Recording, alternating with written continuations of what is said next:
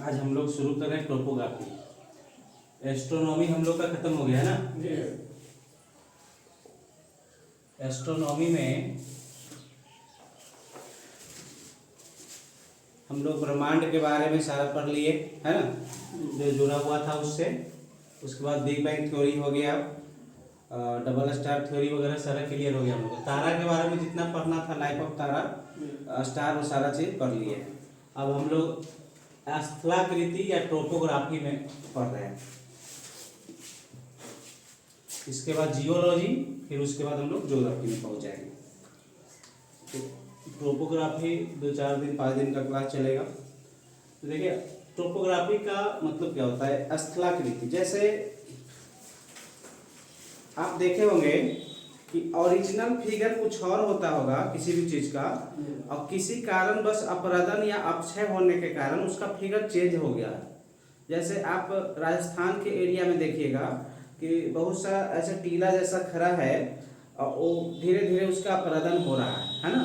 धीरे धीरे उसमें से क्या हो रहा है, किसी कारण बस उससे, तो वो किस कारण से हो रहा है, तो वो किस कारण से हो रहा है उसका कई कारण बन जाते हैं। जैसे रिवर, अगर हम लोग देखें जहाँ पे नदियाँ हैं तो नदी से भी तो इरोजन हो रहा है, अपरदन हो रहा है। नदी से भी तो पहाड़ों को काटने का काम कौन करता है, पहाड़ से नदी जब उतरता है तो उसको काट कर उसका खाई बना देता है, उसको कई रूपों में चेंज कर देता है। कहीं कहीं देखते होंगे कि एकदम बिल्कुल आई आकार की घाटी बन जाती है ना। कहीं देखते होंगे सर्प आकार का कटिंग करके और वो पानी आगे की ओर बढ़ता है ना। तो ये सारी स्थलाकृति हम लोग किसमें पढ़ेंगे, टोपोग्राफी में पढ़ेंगे। तो अब देखते हैं टोपोग्राफी में हम लोग को किस किस कारण से टोपोग्राफी का निर्माण, स्थलाकृति का निर्माण किस किस कारण से होता है। तो अगर देखेंगे 1 नंबर पे, तो पहला नंबर पर देखिए रिवर है ना। रिवर के कारण स्थलाकृतियां बनती हैं। रिवर के कारण भी बहुत सारी स्थलाकृतियां बनती हैं। एक क्वेश्चन में आता है ना, कि रिवर के कारण घाटी बनती है, भी आकार की घाटी बनती है ना, आई आकार की घाटी बनती है, जिसको कैनियन बोला जाता है। सबसे बड़ा कैनियन कौन सा है, कोलोराडो नदी पर है ग्रैंड कैनियन। कौन सा है, कोलोराडो नदी पर ग्रैंड कैनियन है ना, कैलिफोर्निया में। उसी तरह से सबसे पहले रिवर से बनता है। दूसरा नंबर पे देखेंगे तो किससे बनता है, अंडरग्राउंड वाटर या अंडर वाटर।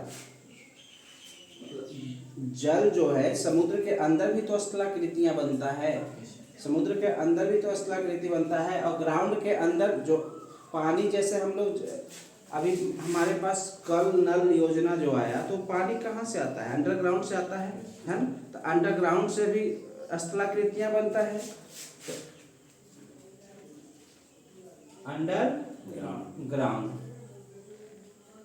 अंडरग्राउंड वाटर, इससे भी स्थलाकृतियां बनती हैं।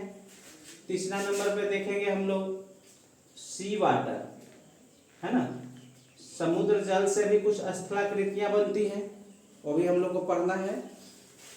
4 नंबर पे देखेंगे हम लोग किस किस से, रिवर से हो गया, अंडरग्राउंड वाटर से हो गया, सी वाटर से हो गया। देखिए वाटर के रूप में क्या क्या आ गया, एक रिवर से हो गया जो हम लोग देख रहे हैं, अंडरग्राउंड वाटर, सी वाटर, 3 स्थलाकृतियां वाटर से हो गया है ना, 3 स्थलाकृतियां वाटर से हो गया। चौथा नंबर पे हम लोग देखेंगे तो आइस, बर्फ से जो बनता है ना, बर्फ से जो आकृति बनती है उसको आइस टोपोग्राफी बोलते हैं। 5 नंबर पे देखेंगे हवा से भी कुछ आकृतियां बनती हैं है ना, हवा से जो आकृतियां बनती हैं उसको क्या बोलेंगे, विंड टोपोग्राफी। क्या बोलेंगे, विंड टोपोग्राफी। तो इतने चीजों से आकृतियां बनती हैं। तो इनमें सबसे पहले हम लोग शुरू करेंगे रिवर से है ना, रिवर से बनने वाली आकृति है ना, रिवर से बनने वाली आकृति। रिवर से कौन कौन बनता है, सबसे पहले ये जब बनता है, बनने के दौरान कहीं भी कोई भी आकृति बनता है तो ऐसा नहीं कि मतलब कटिंग करके ऐसे एकदम सीधे हो जाता है ना। पहाड़ों से अगर जल उतरता है, पहाड़ों से अगर जल यहाँ नीचे उतरता है तो इसका ऊबड़ खाबड़ आकृतियां बनाएगा। कैसे आकृति बना, ऊबड़ खाबड़ है ना, यानी स्थलाकृति का निर्माण जो होगा कैसे होगा, ऊबड़ खाबड़ आकृति से होगा लगभग और किस किस कारण से, जैसे रिवर टोपोग्राफी है ना, रिवर सबसे एक नंबर पर हम लोग शुरू करें रिवर टोपोग्राफी। रिवर टोपोग्राफी में हम देखते हैं कि नदियों द्वारा जो स्थलाकृतियां बनती हैं, नदियों द्वारा जो स्थलाकृतियां बनती हैं किस किस कारण से और कैसे बनती है। पहाड़ों से जब नदी उतरेगा, पहाड़ों से जब नदी उतरेगा तो क्या होगा, वो नीचे गिरेगा ना डायरेक्ट। पहाड़ों से जब नदी उतरेगा तो नीचे क्या होगा, गिरेगा। तो ऊपर से जितने छोटे छोटे टुकड़े होंगे उसके अपने बहाव में लाएगा कि नहीं, और डायरेक्ट लाकर पटक देगा, डायरेक्ट लाकर पटक देगा। तो कोई बड़ा चीज लाकर पटक दिया और दो भागों में बट गया तो इसको क्या बोलेंगे, अपक्षय। इसको क्या बोलेंगे, अपक्षय। वेदरी क्या बोलेंगे, अपक्षय। दो बड़ा चीज को पटक के तोड़ देना, एक बड़ा सा ईंट है पटक के तोड़ देना, उसको क्या बोलेंगे, अपक्षय। क्या हो गया, तो रिवर द्वारा क्या होता है, पहले आकृतियां बनती हैं तो कैसे, एक नंबर पे देखेंगे अगर उसको बड़ा चीज है उसको तोड़ना हो तो अपक्षय करेंगे। क्या करेंगे, उसका अपक्षय करता है रिवर। क्या करता है, उसको पहले तोड़ने का काम करता है। और टूट गया, जैसे पहाड़ों से नदी बह रही है ना, पहाड़ों से नदी बह रही है, उसको पहाड़ छोटे छोटे जो टुकड़े हैं उसको गिरा कर तोड़ दिया, अब टूट गया तो उसको आगे की ओर बहाना शुरू करेगा ना, उसको सीधे क्या करेगा, बहाते लेके चला जाएगा आगे की ओर। शुरुआती लेवल से क्या करेगा, बहाना शुरू कर देगा। जब आगे की ओर बढ़ने लगेगा तो अब उसमें क्या होगा, धीरे धीरे अपरदन होगा। क्या होगा, अपरदन मतलब घिसावट। अपक्षय का मतलब क्या होता है, अपक्षय का मतलब टूट जाना है ना, तोड़ देना। पहले क्या काम करेगा, तोड़ेगा। पहले क्या काम करेगा, तोड़ेगा। उसके बाद क्या करेगा, अपरदन करेगा। क्या करेगा, अपरदन करेगा, उसका अपक्षय करेगा यानी वेदरिंग करेगा, फिर इरोजन करेगा, उसका अपरदन करेगा। क्या करेगा, अपरदन मतलब घिसेगा, है ना। आप देखे होंगे घर में सिलौट जो होता था, सिलौट देखे है ना, कोई बड़ा मसाला जैसे अदरक है तो आप डायरेक्ट उसको पीसने नहीं लगता है। लेडी लोग क्या करती है, उसको डायरेक्ट पीसते हैं नहीं, उसको आदि को पहले कुछ के उसको तोड़ते हैं। क्या करते हैं, अपक्षय करते हैं। क्या करते हैं, अपक्षय करते हैं। जब अपक्षय हो जाता है, टूट जाता है तो उसको अब अपरदन करते हैं, है ना। उसको क्या करते हैं, फिर अपरदन करते हैं मतलब घिसते हैं उसको। क्या करते हैं, घिसते हैं। तो घिसने का काम फिर क्या कब होगा, अपक्षय के बाद होगा, है ना। अपक्षय के बाद क्या होगा, अपरदन के दौरान घिसने का काम होगा, इरोजन का काम होगा। जब इरोजन हो गया तो उसके बाद क्या होगा, अब तैयार हो गया तो निक्षेपण। वो क्या होगा, जैसे यहाँ से नदी जो है बहाव से तोड़ दी, तोड़ के आगे लेके जा रही है। अब क्या करेंगे, यहाँ पे टूट गया तो ये क्या हो गया, अपक्षय हो गया। क्या हो गया, अपक्षय। मान लीजिए कि यहाँ पर अपक्षय कोई का नहीं हुआ, कम हुआ, तो उसको आगे जाके फिर पटकित पटकित क्या कर देगा, तोड़ देगा, दो भागों में तोड़ देगा। धीरे धीरे फिर क्या होगा, वो घिसना शुरू होगा, आगे दूसरे चट्टान से टक्कर खाएगा, वो घिसना शुरू होगा, थोड़ा थोड़ा घिसाएगा, घिसा के आगे बढ़ेगा। तो आगे की ओर जब बढ़ने के दौरान क्या होगा, अपरदन हो जाएगा। क्या होगा, अपरदन हो जाएगा। जब अपरदन हो जाएगा तो ये आगे की ओर बढ़ते रहेगा, बढ़ते, नदी का धारा कमजोर ही होगा एक समय पे। अपर लेवल पर जब अपर कोर्स में नदियां होती हैं, जब युवावस्था में होती है, जवान होती है नदियां, पहाड़ों से जब उतरती है तो उसमें बहुत ताकत होता है ना। उसकी धारा कुछ भी हो उसको बहा कर लेकर चला जाता है। तो उस दौरान अपरदन कर सकते, आप में ताकत ज्यादा रहेगा तो क्या कीजिएगा, उसको अपक्षय करिएगा, और ताकत कम जाएगा तो अपरदन करिएगा, है ना। तो ये क्या होगा, फिर अपरदन होगा। जब अपरदन का भी आप में ताकत नहीं बचेगा तो आप क्या कीजिएगा, कुछ मटेरियल को इसे साइड में छोड़ देंगे, है ना, कुछ मटेरियल को साइड में छोड़ देंगे। इसको क्या बोलेंगे, निक्षेपण बोलेंगे। जब मसाला पीसते हैं तो आप देखे होंगे पहले अपक्षय हो गया, फिर अपरदन हो गया, वो मसाला जाके आगे में जमा हो जाता है तो उसको क्या बोलते हैं, निक्षेपण हो गया। क्या हो गया, मसाला निक्षेपण आगे हो गया। लेकिन पहला स्टेप में क्या होता है, मसाला बढ़िया से नहीं पिसाता है तो फिर उसको ला के किया जाता है अब अपरदन, है ना। अब अपक्षय नहीं होता है, अब अपरदन से शुरू होता है। तो नदियां जब युवावस्था में होगी ना तो पहले अपक्षय होगा, अपरदन दोनों क्रिया होगा। लेकिन जब वो पौधावस्था में आएगा तो उसका क्या होगा, उसका निक्षेपण नहीं, निक्षेपण के साथ साथ निक्षेपण भी होगा और साथ में अपराधन भी होगा। लेकिन जब वो वृद्धावस्था में चला जाएगा नदियाँ तो सिर्फ निक्षेपण होगा, है ना, सिर्फ निक्षेपण होगा। तो इस दौरान क्या होता है, पहले तो अपक्षय हो गया, अपराधन अपक्षय दोनों क्रिया हो रहा साथ में, फिर आगे बढ़ेगा तो अपराधन और निक्षेपण होगा, नहीं आगे बढ़ पा रहा है तो क्या करेगा, नदियाँ थोड़ा सा निक्षेप करके इधर मटेरियल को जमा कर देगा। हमारे यहाँ जैसे असम में ब्रह्मपुत्रा नदी पर माजुली द्वीप वगैरह बना है, तो कैसे बना, नदियाँ उसको आगे की ओर नहीं ले गया, तो धीरे धीरे वहाँ पर मटेरियल को जमा करते गया, जमा करते करते वो द्वीप का रूप ले लिया। बड़ी मात्रा में जब जमा हो जाएगा, आप गंगा नदी में भी देखे होंगे कि बीच में टापू जैसा नजर आएगा, है ना, वहाँ से मटेरियल नहीं ले गया तो उसको क्या किया, धीरे धीरे करके वहाँ पे धारा कमजोर हो गया तो जमा हो गया, निक्षेपण हो गया, है ना। तो एक क्रिया होते रहता, लेकिन वही जब बाढ़ आ जाने के कारण क्या होता है, उसको भी बटोर के लेके चला जाता है, जब उसमें ताकत आ जाता है। तो क्या अब नदियां कैसे आकृति का निर्माण करेगी, पहले अपक्षय करेगी, अपक्षय का मतलब तोड़ देना, अपराधन का मतलब घिसना, है ना, अपक्षय का मतलब तोड़ देना, अपराधन का मतलब घिसावट, है ना, घिसावट। क्या होता है, घिसावट। उसके बाद निक्षेपण करना, तो निक्षेपण ध्यान दीजिए, निक्षेपण क्या करे, कब करेगा, लास्ट में नदियां जब ताकत कमजोर हो जाएगा, उसका ताकत कमजोर हो जाएगा तो क्या करेगा, निक्षेपण करेगा। तो निक्षेपण कहाँ करता है, ज्यादातर मुहाना पे करता है, मतलब लास्ट में नदी जब दूसरी जगह मिलने के कंडीशन में होता है, जैसे बंगाल की खाड़ी में कोई नदियां गिर रही है तो पूछा जाता है कि गंगा नदी का मुहाना कहाँ है, तो बंगाल की खाड़ी। तो मुहाना मतलब लास्ट में गिरने से पहले वो एक डेल्टा का निर्माण करता है। डेल्टा क्या है, एक निक्षेपण ही है। डेल्टा क्या है, सब मटेरियल ले गया वहां पे जमा कर दिया, वो वहां पर त्रिभुजाकार आकृति के रूप में जमा हो गया, क्योंकि नदियां ऐसे ले गया, अब ऐसे करके जमा कर दिए, क्या ऐसे ले गया धारा के साथ, ऐसे जमा कर दिया, है ना, तो जमा हो गया, ऐसे त्रिभुजाकार आकृति बन गया। तो क्या हो गया, जहां उसका मुहाना होता है वहीं पर निक्षेपण लगभग निक्षेपण वहीं पर होता है, बीच बीच में कहीं होता है, लेकिन मुख्य रूप से कहाँ होगा, जहां पर मुहाना होगा। क्लियर। तो नदियां द्वारा कैसे आकृति बनती है ये समझ में आ गया। अपक्षय क्या है, अपराधन क्या है, निक्षेपण क्या है, कोई दिक्कत है इसमें।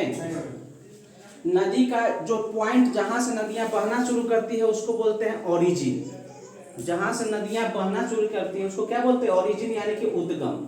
क्या बोलते हैं, उद्गम बोलते हैं। और जहां पर नदियां लास्ट में गिर जाती है, अपना सारा मटेरियल ले जाकर वहां छोड़ देती है, उसको क्या बोलते हैं, मुहाना। क्या बोलते हैं, मुहाना। निक्षेपित कर देती है उसको क्या बोलते हैं, लास्ट पॉइंट, है ना, मुहाना। ये उद्गम होता है, ओरिजिन पॉइंट। क्लियर। इतना में कोई समस्या है, चलिए मिटा रहे हैं इसको। अपक्षय का मतलब क्या है, अपराधन का घिसना। अपक्षय ध्यान दीजिएगा, अपक्षय दो तरह से होता है। आप हाथों से तोड़ दिए चट्टान को, पटक पटक के तोड़ दिए, तो उसको क्या बोलेंगे, फिजिकल रूप में तोड़ दिए। कैसे बोलेंगे, फिजिकली तोड़ दिए। लेकिन उस पर केमिकल डाल के जब तोड़िएगा तो उसको क्या बोलेंगे, एक केमिकल रूप में, एक फिजिकल रूप में।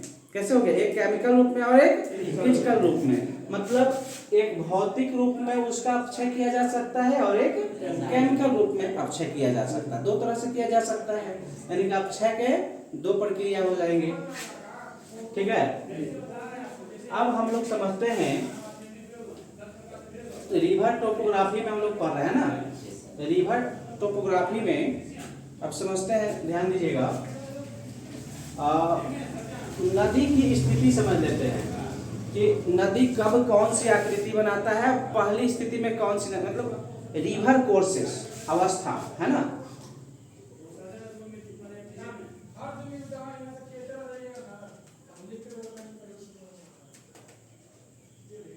रिवर कोर्स यानी कि अवस्था, किसकी अवस्था, नदी की अवस्था।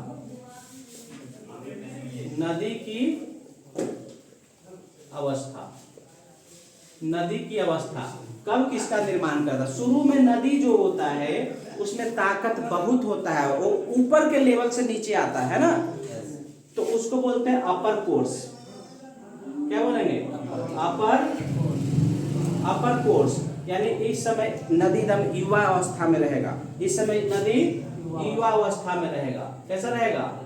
युवा अवस्था में रहेगा नदी। इस समय इसकी ताकत बहुत ज्यादा होता है। सेकंड देखिएगा दूसरा नंबर में कि जब नदी आगे की ओर बढ़ने लगती है, इस समय पहाड़ों पर होता है। इस समय नदियां कहाँ होती है? उसको ताकत कहाँ से मिलता है? नदियों को ताकत पता है कहाँ से मिलता है? ग्रेडियंट के कारण मिलता है। ग्रेडियंट क्या होता है? ढलान, प्रवणता। प्रवणता समझ में आता है? प्रवणता ढलान है ना, ग्रेडियंट जिसको हाइट बोलते हैं। हाइट से मिलता है। कैसे मिलता है? ग्रेडियंट से मिलता है प्रवणता। यानी कि ये हाइट से नदियां जब ऊपर से नीचे आएगा तो उसको ताकत तो निश्चित रूप से मिलेगा, है ना, क्योंकि वो शुरू अपना अपर लेवल में होता है। तो अपर लेवल में ही ग्रेडियंट तैयार होता है। यानी ग्रेडियंट से ही उसको क्या मिलता है? ताकत मिलता है। नदियों को ताकत किससे मिलता है? ग्रेडियंट से, प्रवणता से, उसकी प्रवणता से, ढलान से मिलता है। क्लियर? तो शुरू में नदी किस अवस्था में होती है? अपर कोर्स में होता है। किस अवस्था में? सेकंड ग्रुप में मिडिल में आएगा। दूसरा किस में आएगा? मिडिल कोर्स में आएगा। मिडिल कोर्स में आएगा। मिडिल कोर्स यानी कि प्रौढ़ावस्था। किस अवस्था? प्रौढ़ावस्था। प्रौढ़ावस्था में नदियां आएगी। इस समय नदियां लगभग मैदानी भाग में होती हैं।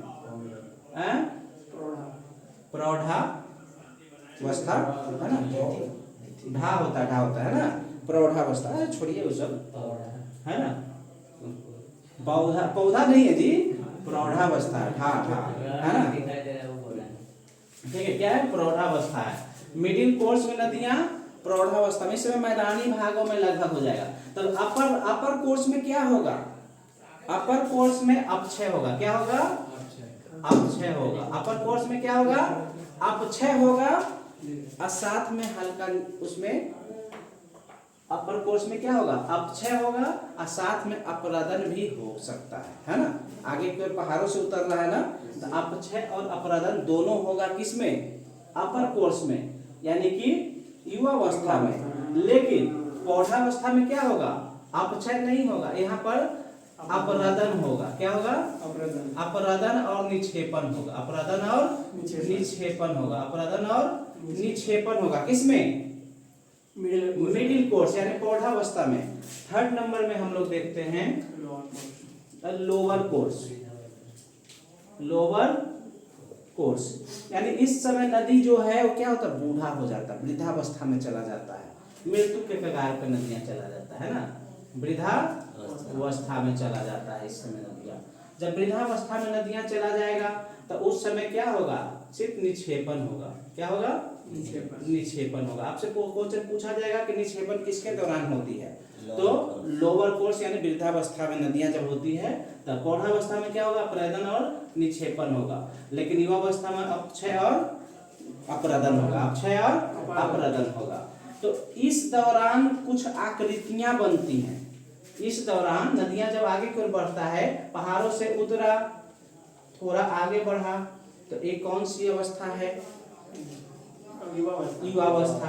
थोड़ा और आगे बढ़ गया, ये कौन सी अवस्था है? मिडिल की अवस्था है, यानी कि प्रौढ़ावस्था। थोड़ा और आगे बढ़ गया, जब नदी में ताकत खत्म हो गया तो नदी क्या करेगी? वितरिका का निर्माण करेगी। क्या करेगी? यहाँ पर आके ताकत खत्म हो गया तो कुछ मटेरियल को यहाँ पर जमा कर दिया, यहाँ पर टापू जैसा बन गया, है ना, इसको निक्षेपण बोलते हैं। यहाँ से क्या करेगा? अपना जलधारा को, भाई ये नहीं पार नहीं हो पा रहे हैं, थोड़ा सा क्या करते हैं? साइड से ले लेते हैं। तो साइड से ले लेगा थोड़ा और, यहाँ मटेरियल जमा कर दिया तो यहाँ से इसे निर्माण कर दिया।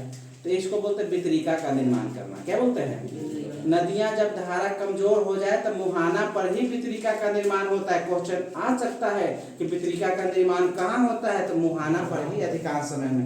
किस अवस्था में होता है? तो लोअर कोर्स में, वृद्धावस्था। नदियां जब कमजोर पड़ जाती है उस समय होता है ना। क्लियर? इसमें कोई समस्या है? अब क्या क्या नदियां जो है इन अवस्थाओं में क्या क्या चीज का निर्माण कर सकता है वो समझते हैं। रिवर, जब नदियां युवावस्था में होता है उस समय उसका ताकत बहुत होता है ना। जब ताकत अधिक होगा तो पहाड़ों पर से क्या होगा, डायरेक्ट गिरेगा। तो डायरेक्ट गिरेगा, लेकिन पहाड़ इस रूप में होता है ना, तो ये भी तो इस रूप में ही आगे की ओर बढ़ेगा शुरू में, है ना। ऐसे पहाड़ है तो शुरू में क्या करेगा, इस रूप में ही इधर काटेगा, दोनों तरफ पहाड़ है तो काटते जाएगा, है ना। तो काटते हुए किसकी आकृति, किस तरह की आकृति बनाएगी, भी आकार की आकृति बनाएगी। शुरुआती में नदियां युवावस्था में किस प्रकार की आकृति बनाती है, भी आकार की आकृति कौन बनाता है, नदियों द्वारा बनता है। किस प्रकार की आकृति, भी आकार की आकृति। भी आकार की आकृति कौन बनाता है, इसको मिटा दें। भी आकार की आकृति कौन बनाता है जी, नदियां बनाता है।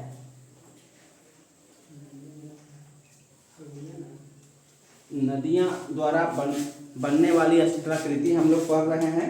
तो भी आकार की आकृति कौन बनाता है, नदियां द्वारा तैयार होता है भी आकार की। इस तरह से सर्प के समान ऐसे आगे की ओर बढ़ते रहता है। तो भी आकार की आकृति, ध्यान दीजिएगा, अभी तक भी आकार की आकृति है, अभी तक क्या है, भी आकार की आकृति है। और लगातार पानी यहाँ पर आ रहा है अब प्रेशर के साथ, तो क्या यहाँ खोखला करेगा नीचे के तल को। आप बांध जब बनाया जाता है तो नीचे के तल को मजबूत बनाया जाता है। क्यों बनाया जाता है, क्योंकि लोड वहीं होता है, प्रेशर वहीं ज्यादा होता है, इसलिए उसको मोटा बनाया जाता है। ऊपर भले पतला आपको दिखता है लेकिन नीचे में मोटा होता है ना, बांध जब बनाया जाता है तो यहाँ पर नीचे प्रेशर होता है। प्रेशर के कारण क्या करेगी नदियाँ, यहाँ पर ज्यादा गड्ढा करते जाएगी, है ना। और गड्ढा करते करते क्या करेगी, ये थोड़ा गड्ढा बढ़ा देगी, है ना। इस तरह से गड्ढा क्या हो गया, बढ़ गया।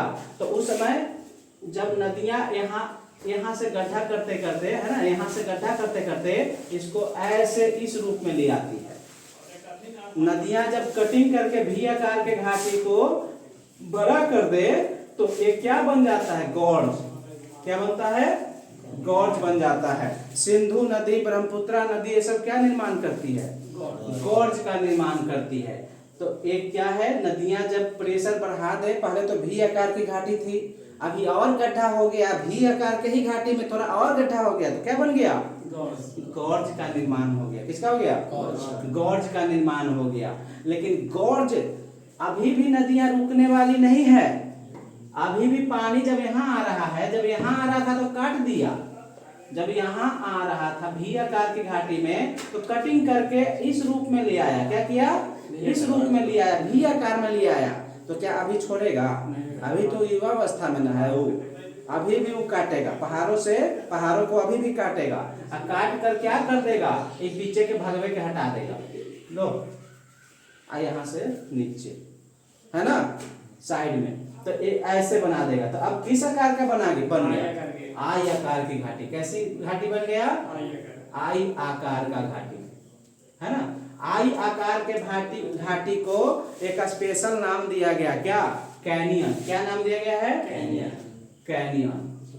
तो सबसे बड़ा कैनियन कौन सा है, ग्रैंड कैनियन। कोलोरेडो नदी, कौन सी नदी बनाता है, कोलोरेडो नदी। अमेरिका में है कोलोरेडो नदी। जब मैं पढ़ा रहे थे तो आप लोग को दिखाया भी है ना, कोलोरेडो नदी। कोलोरेडो नदी किसके निर्माण करते हैं, ग्रैंड कैनियन। कौन सा, ग्रैंड कैनियन का निर्माण करता है। एक ग्रैंड कैनियन आई आकार का घाटी है ना, ये बिल्कुल गड्ढा जैसा होता है, दोनों तरफ पहाड़ को कटिंग कर देता है ना, अब बीच बीच से नदियां बहने लगता है। तो पहले किस आकार का घाटी का निर्माण किया, भी आकार से बढ़ा के क्या कर दिया, गॉर्ज का कर दिया, गॉर्ज से बढ़ाकर क्या कर दिया, आई आकार का घाटी कर दिया। रिवर टोपोग्राफी में हम लोग पढ़ रहे हैं ना, रिवर टोपोग्राफी के अंतर्गत हम लोग पहले रिवर टोपोग्राफी में पढ़ रहे हैं। इसमें क्या क्या पढ़ लिए, रिवर टोपोग्राफी में अपक्षय, अपरदन और निक्षेपण पढ़ लिए, नदियां का मुहाना और नदियां का ओरिजिन पॉइंट, उद्गम पढ़ लिए, है ना। और फिर उसके बाद क्या पढ़े हैं, इसके कोर्सेस पढ़े हैं, अवस्था पढ़े हैं, है ना, कौन से अवस्था में क्या होता है। तो नदियां का कोर्स पढ़ लिए हम लोग। उसके बाद क्या पढ़े, भी आकार की घाटी, गॉर्ज और आई आकार की घाटी, है ना। आगे का टॉपिक हल करेंगे, ठीक है।